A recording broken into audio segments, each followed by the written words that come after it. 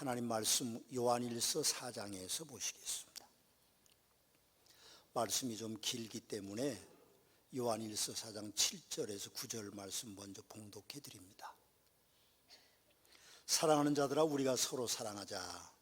사랑은 하나님께 속한 것이니 사랑하는 자마다 하나님으로부터 나서 하나님을 알고 사랑하지 아니하는 자는 하나님을 알지 못하나니 이는 하나님은 사랑이심이라.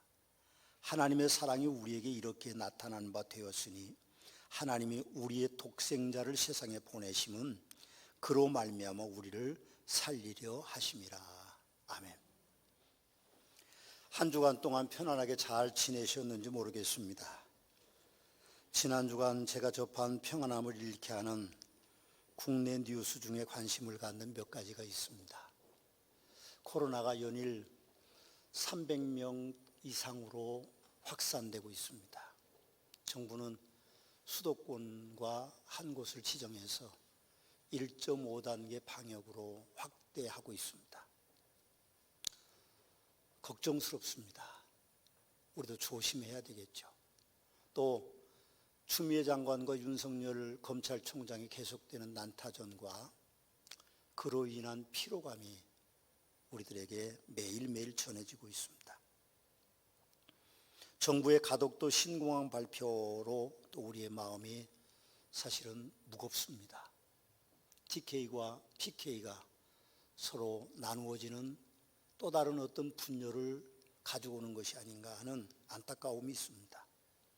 정부에서 24번째 부동산 정책 발표를 했습니다. 조금 허황된 것도 있고 염려스러운 부분들도 있지만 피부에 와닿는 것은 아닌 것이 아닌가 그런 생각이 듭니다. 또 중소벤처기업부가 대전에서 세종으로 이전하는 소식이 있었습니다. 참 안타깝습니다.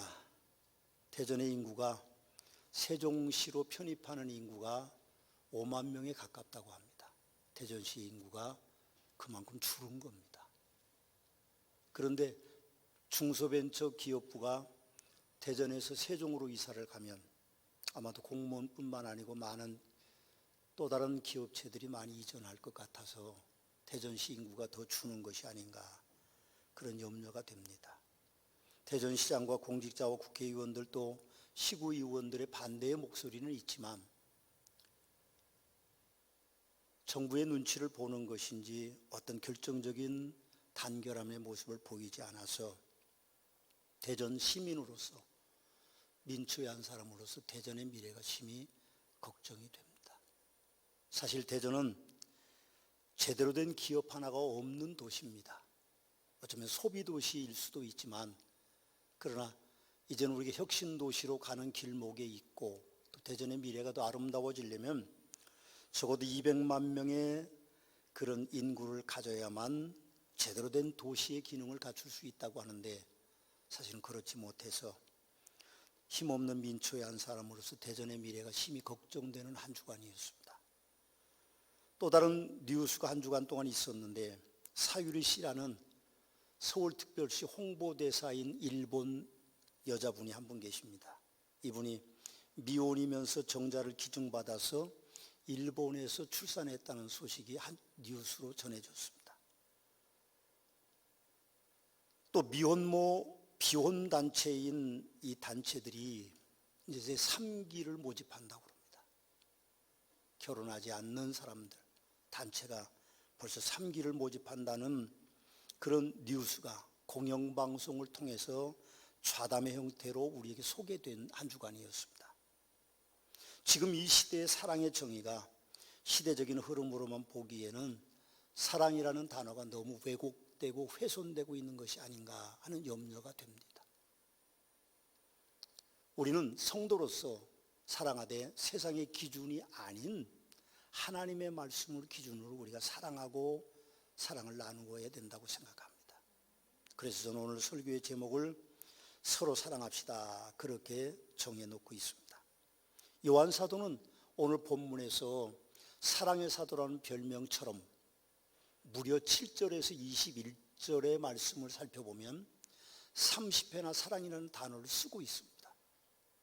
특별히 7절과 10절과 16절을 보면 한 절에 무려 4번씩 사랑이라는 단어를 사용하고 있습니다. 제가 읽어보겠습니다. 사랑하는 자들아, 우리가 서로 사랑하자. 사랑은 하나님께 속한 것이니 사랑하는 자마다 하나님으로부터 나서 하나님을 알고, 사랑은 여기 있으니 우리가 하나님을 사랑하는 것이 아니요 하나님이 우리를 사랑하사 우리 죄를 속하기 위하여 화목제물로 그 아들을 보내셨습니다. 하나님이 우리를 사랑하시는 사랑을 우리가 알고 믿었노니 하나님은 사랑이시라. 사랑 안에 거하는 자는 하나님에 거하고 하나님도 그 안에 거하느니라. 그렇게 우리에게 말씀하고 계십니다. 기독교의 사랑의 이념은 세상의 어떤 사상이나 정책을 따르는 것이 아닙니다. 기독교의 사랑은 고유한 것입니다. 참 세상은 이상해져 가고 있는 것 같습니다. 정상적인 사고를 가지고 있거나 정상적인 삶을 살아가는 사람들은 이목받지 못하는 세상이 되고 있는 것 같습니다. 오히려 커밍아웃을 선언하거나 도발적인 행동을 하거나 또 4차원적인 세계를 걷는 사람들이 주목받는 세대입니다. 우리가 우리나라의 대권주자의 여론조사를 봐도 정상적인 사람들은 인기가 없습니다. 돌발적이고 도발적이고 정상적인 아닌 행동을 보이는 사람들이 인기가 있습니다. 저는 이것이 교회 안에도 마찬가지라고 생각합니다. 교회 안에도 정상적으로 순수한 목회자는 이목을 받지 못합니다. 오히려 이상한 형태의 모습을 갖춘 목사들이 더 인기가 있습니다. 교인들도 마찬가지입니다. 순수한 직분자들은요, 이목을 주목받지 못합니다. 오히려 자기 소리를 내고 선동하는 일꾼들이 더 주목받는 그런 시대가 와 있습니다. 그렇지만 나와 다른 생각과 행동을 보이는 이들도 사람이기 때문에 우리는 그들조차도 품고 가야 되는 사랑이 있는 성도들이 돼야만 됩니다. 물론 그들의 생각과 행동이 올바르지 않는 것이라면 우리는 어떤 경우에도 동조할 수는 없습니다. 동조해서도 아니 됩니다. 그러나 하나님의 피조물인 사람을 우리는 미워할 수 없기 때문에 우리와 다른 생각과 다른 행동을 보이는 사람들도 우리 이해심을 가지고 기다려주는 것도 우리의 덕목 중에 하나인 것입니다. 사랑이라는 이름을 붙고 있는 고린도전 13장을 보십시오. 이렇게 되어 있습니다. 내가 사람의 방언과 천사의 말을 하더라도 내게 사랑이 없다면 나는 울리는 종과 시끄러운 꽹과리가 다를 게 없습니다. 내가 예언하는 선물을 받고 모든 비밀과 모든 지식을 헤아리고 또 산을 옮길 만한 믿음을 가지고 있다 하더라도 내게 사랑이 없다면 나는 아무것도 아닙니다. 내가 내 모든 재산을 나누어주고 내 몸을 불사르게 내어준다 하더라도 사랑이 없으면 내가 얻는 것은 아무것도 없습니다. 사랑은 오래 참습니다. 사랑은 친절합니다. 사랑은 시기하지 않습니다. 사랑은 교만하지도 않습니다. 사랑은 무례히 행동하지도 않습니다. 사랑은 자기 유익을 구하지도 않습니다. 사랑은 쉽게 성내지도 않습니다. 사랑은 원한을 품지 않습니다. 사랑은 불의를 기뻐하지 않고 진리와 함께 기뻐합니다. 사랑은 모든 것을 덮어주며 사랑은 영원합니다. 예언은 있다가도 없고 방언도 있다가 그치며 지식도 있다가 사라질 것이라고 우리에게 말씀을 전하고 계십니다. 그렇습니다. 성도에게는 사랑이 없으면 아무것도 아닙니다. 우리 성도들이 사랑이 없으면 아무것도 아니에요. 그렇습니다. 성도에게 사랑이 없으면 내게 얻는 것도 아무것도 없습니다. 그렇습니다. 성도에게 사랑이 있다고 하면 불의를 기뻐하지 않고 진리와 함께 기뻐할 수 있는 것입니다. 그렇습니다. 성도에게 사랑이 있으면 영원한 것입니다. 그렇습니다. 기독교의 사랑은 십자가의 사랑입니다. 십자가는 이렇게 생겼습니다. 위로 하나가 있고 옆으로 하나가 있습니다. 위로 하나님께서 인간을 사랑한다는 의미가 있고 횡으로는 사람끼리 사랑해야 된다는 그런 내용을 담고 있는 것 같습니다. 하나님의 사랑은 인간을 향한 무조건적인 아가페의 사랑입니다. 하나님의 사랑을 본문 14절 15절에 보면 이렇게 표현합니다. 아버지가 아들을 세상의 구주로 보내신 것을 우리가 보았고 또 증언하노니 누구든지 예수님의 아들이라 시인하면 하나님이 그의 안에 거하시고 그도 하나님 안에 거하느니라. 그렇게 우리에게 말씀하고 계십니다. 하나님의 사랑은요 무조건적입니다. 독생자이신 예수 그리스도 하나님이신 그분을 이 땅에 보내셔서 그분을 십자가에 달려놓은 사랑이십니다. 고대 현자인 플라톤은요, 사랑을 성경에 언어인 헬라어로 네 가지로 이야기했습니다. 무조건적인 사랑, 아가페 사랑이죠. 육체적인 사랑, 또 도덕적인 사랑, 정신적인 사랑으로 나누고 있습니다.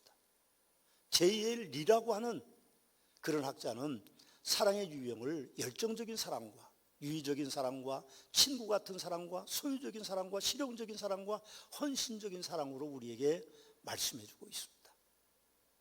저는 목사가 되는 어린 소년이었습니다. 제가 다니는 교회 목사님은 참 사랑이 많으신 분이었습니다. 인자하기가 그지없는 분이셨습니다. 저는 그분 밑에서 배우면서 저도 목사가 되기를 원했고 신학교를 갔습니다. 그 42년 동안 목회하면서 그분을 닮은 사랑의 목자가 되기를 원했습니다. 물론 42년 동안 좋은 일만 있지는 않았습니다. 요즘 표현으로 하면 꽃길만 걷는 42년은 아니었다는 말입니다. 성도들과 부딪힐 때도 있었고 저와의 문제 때문에 교회를 떠난 성도님들도 계셨습니다. 저는 그렇게 후회했습니다. 제가 좀 더 좋은 목사였다면 그분들에게 상처를 주지 않았을 텐데 또 내게도 상흔이 남지 않았을 텐데라는 생각을 가졌습니다. 그러나 그분들이 떠난 후에는 저는 여전히 그분들을 아가페적인 사랑, 무조건적인 사랑을 합니다. 하나님이 저에게 참 좋은 은사는 하나 주셨는데 나쁜 추억은 저는 잊어버립니다. 좋은 추억을 남기는 은사를 하나님이 저에게 주셔서 저에게는 늘 좋은 추억들이 더 많습니다. 그러나 그들에게 아픔을 준 저의 모자람은 제가 항상 회개하고 반성하고 있습니다. 여러분, 사도 요한께서는 본문에서 기독교의 사랑이 뭔가에 대한 이야기를 해주고 계십니다. 우리는 세상 사랑에 익숙해져 있잖아요. 부모 사랑받고 친구들의 사랑받고 스승님의 사랑받고 친척들의 사랑받고 친구들의 사랑을 받고 연인의 사랑을 받고 가족의 사랑을 받고 사랑에는 우리가 충분히 느끼고 있다고 생각하지만 과연 성경에서 말하는 기독교적인 사랑은 무엇인가요? 먼저 7절 8절에 보면 사랑은 가치가 있다고 요한사도는 우리에게 말합니다. 사랑하는 자들아 우리가 서로 사랑하자.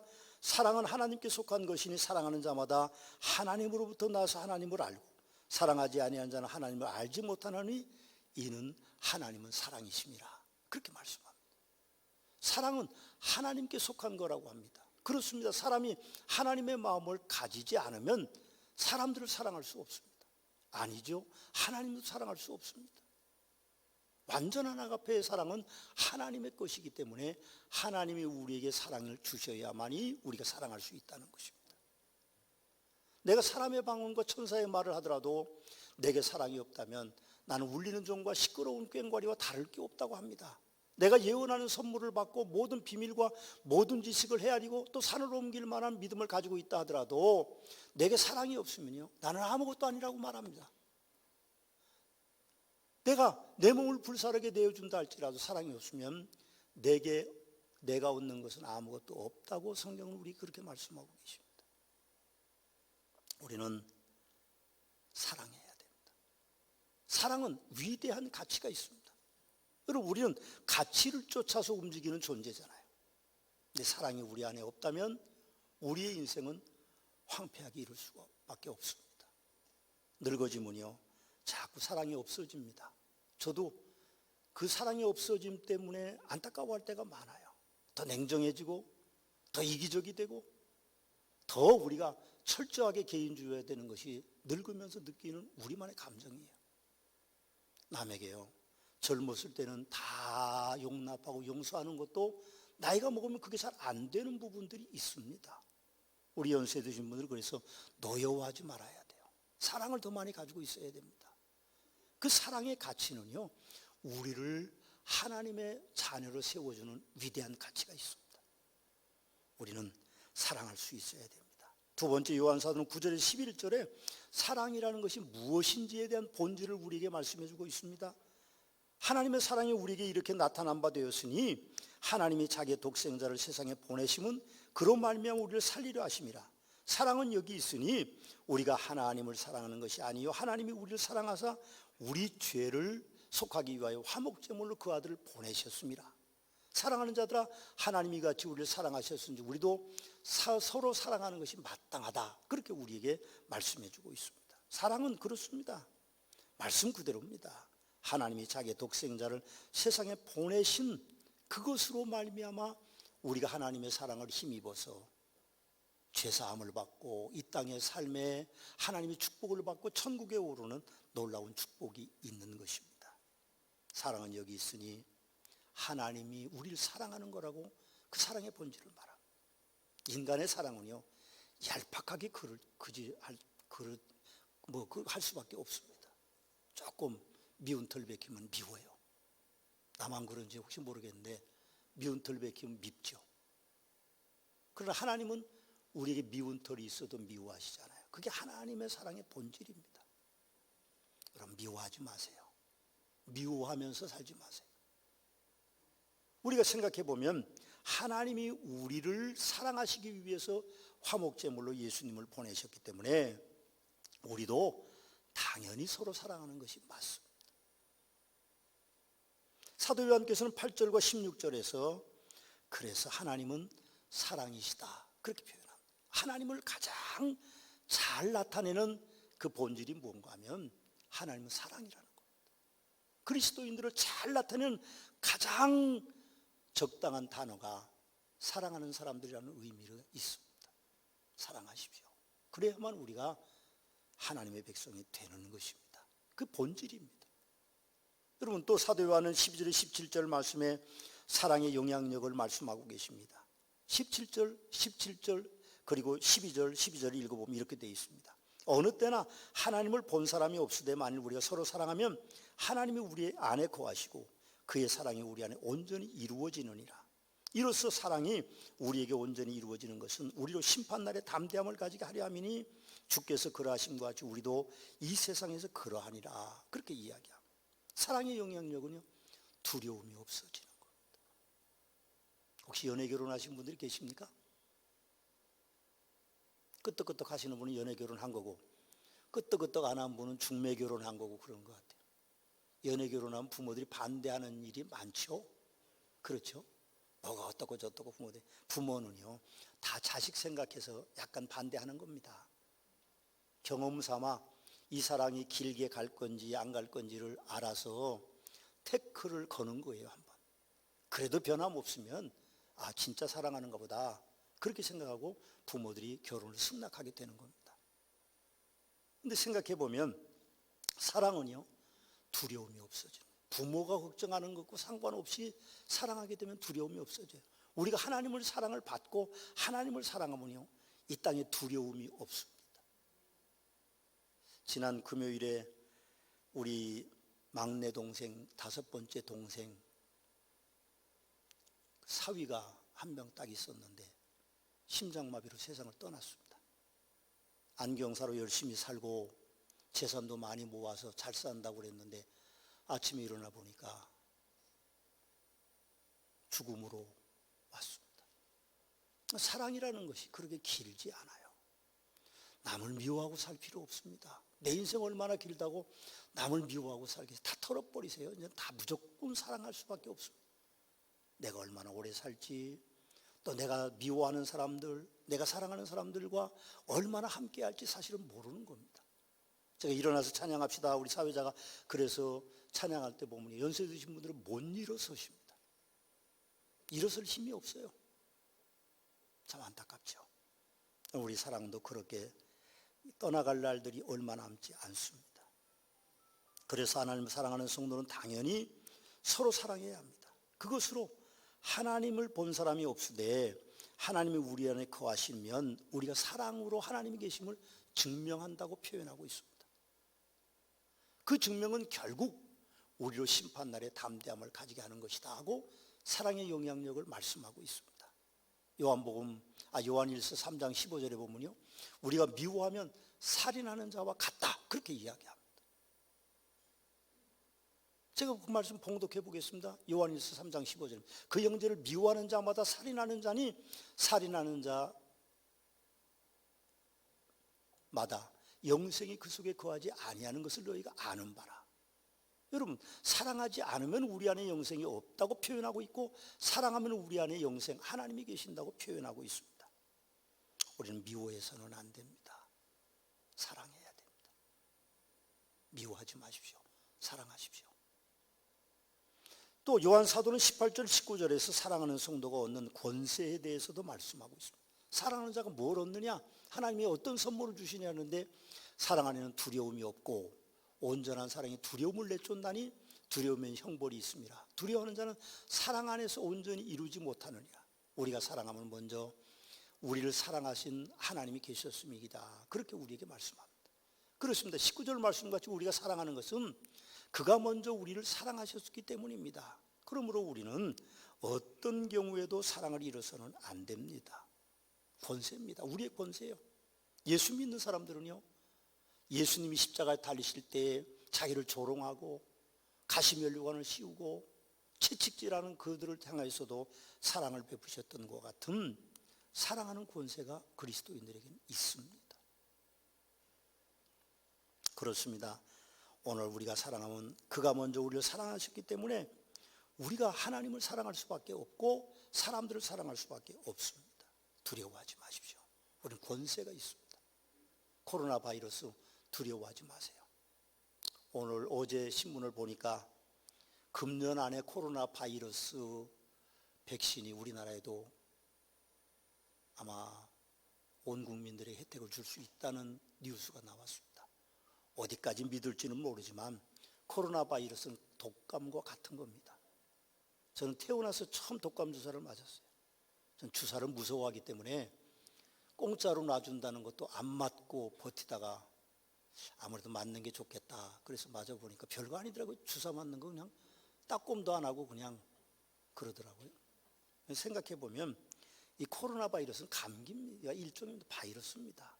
그것 때문에 두려워서 일상을 잊어버리고 그것 때문에 우리가 두려워서 신앙생활도 잘 못하고 하는 것은요, 어쩌면 우리 안에 하나님을 향한 사랑이 부족하기 때문이 아닐까, 저는 그런 생각을 합니다. 또 요한사도는 20절과 22절에 사랑의 경고의 메시지를 우리에게 보내고 계십니다. 사랑하기 참 어렵죠? 참 힘듭니다. 사랑하기가 진짜 어려운 사람들이 있습니다. 이해하려고 해도 안 되고, 마음을 정리하고 누르고 또 마음을 또 눌러도 여전히 원수 같은 사람들이 있고, 원수만도 못한 사람들이 우리 주위에는 있을 수 있습니다. 최후의 방법은요, 하나님 앞에 맡기는 것밖에 없어요. 내가 미워한다고 뭐 그 사람을 우리가 어떻게 하겠어요? 괜히 내 마음만 아프죠. 솔직히 그렇잖아요. 그 사람은 내가 미워하는지도 모르는 사람들이 많아요. 그런 느낌도 안 받는 사람들이 많습니다. 괜히 나만 이상한 사람 되는 거예요. 그렇다면 우리가 어떻게 해야 됩니까? 하나님 앞에 딱 맡기는 수밖에 없어요. 오죽하면 성경 잠언 25장에서 이렇게 말합니다. 내 원수가 배고파하던 음식을 먹여 목말라든 물을 마시게 하라. 그리하면 핀숯을 그의 머리 위에 놓는 것과 일반이요 여호와께서 내게 갚아주시리라. 그렇게 우리에게 말씀하고 계세요. 내가 갚으려고 하지 마세요. 나는 무조건 사랑하고 그 원수 갚는 것은 하나님이 하십니다. 우리가 원수 갚아봐야 뭐 되겠어요? 욕하는 것밖에 더 있겠어요? 주먹도 힘이 약하고 능력도 없고 그런데, 그러나 하나님께서는 우리가 그 사람을 사랑하면 그 사람의 머리 위에 숯불을 올려놓은 것 같은 그런 일들이 있을 거라고 말합니다. 그러나 우리를 설득하는 하나님의 방법이겠죠. 하나님도 그 사람을 사랑하실 거라고 저는 생각합니다. 사랑하는 성도 여러분, 우리는요 그냥 사랑하는 길밖에는 없습니다. 무조건 사랑하십시오. 그렇지 않으면 요한 사도의 20절과 22절의 경고의 메시지가 우리의 삶이 되면요, 우리 삶은요 황폐해질 겁니다. 말씀을 한번 보세요. 요한 1서 4장 20절과 22절 한번 좀 띄워주시죠. 한번 띄워주세요. 우리 같이 한번 읽어보시고 말씀을 마치려고 합니다. 한번 봉독해 보실까요? 누구든지 하나님을 사랑하노라 하고 그 형제를 미워하면 이는 거짓말하는 자니 보는 바 그 형제를 사랑하지 아니하는 자는 보지 못하는 바 하나님을 사랑할 수 없느니라. 우리가 이 계명을 주께 받았으니 하나님을 사랑하는 자는 또한 그 형제를 사랑할지니라. 이제는 우리가 무조건 사랑해야 됩니다. 무조건 사랑하십시오. 나머지는 다 주님 앞에 맡기고 우리는 사랑해서 하나님의 사랑을 받고 그 나머지는 그분께서 알아서 하시도록 그렇게 우리가 사랑의 메시지를 보내는 복된 성도들이 되시길 주님의 이름으로 축원합니다. 우리 하트 한번 해볼까요? 사랑합니다. 사랑합니다. 이것도 잘 안 되시는 분이 계신 것 같아요. 다시 해보십시다. 사랑합니다. 이렇게 하는 게 아니고 이렇게 하는 겁니다. 예, 사랑합니다. 쌍으로 한번 해보실까요? 사랑합니다. 서로 사랑합시다. 기도하시겠습니다.